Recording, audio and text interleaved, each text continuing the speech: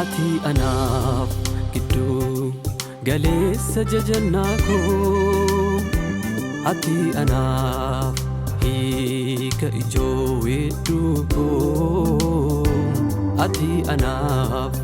mata duree faarfannaa koo ati anaaf taatee waan hunda koo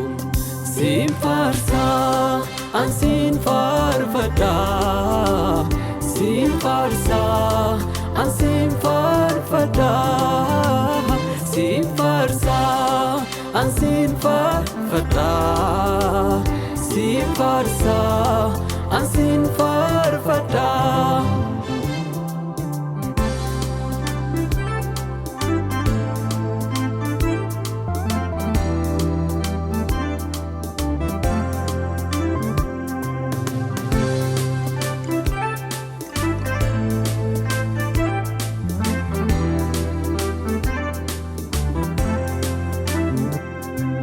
daa'imummaa koorraa jalqabee kanaan faarfadhu maqaa gaarii darbee siraadhee har'a gahee kanan lallabu har'aa borii maqaa keen waamaa yeroo hundumaa angafni jajannaa koo Yesuusuma kan akka kee eessa argatu maqaan kee haa ulfaatu kan akka kee eessa argatu maqaan kee haa ulfaatu.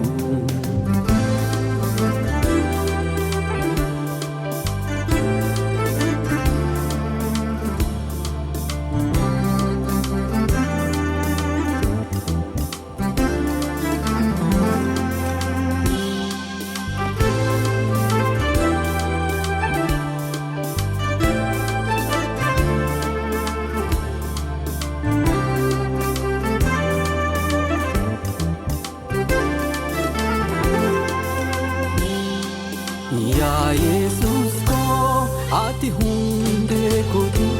anis daamee keeti yaa Yesuus koo an sirraan argame gatii dhiiga keeti gooftaadhaati an sifan bitamaa sinan hoogganamaa gooftaadhaati baraaf baroonni koo si'iitiin bitamaa yaa Yesuus koo ati hundee kooti anis daamee keeti yaa Yesuus koo an sirraan argame gatii dhiiga keeti gooftaadhaati an sifan bitamaa sinan hoogganamaa gooftaadhaati baraaf baroonni koo si'iitiin bitamaa.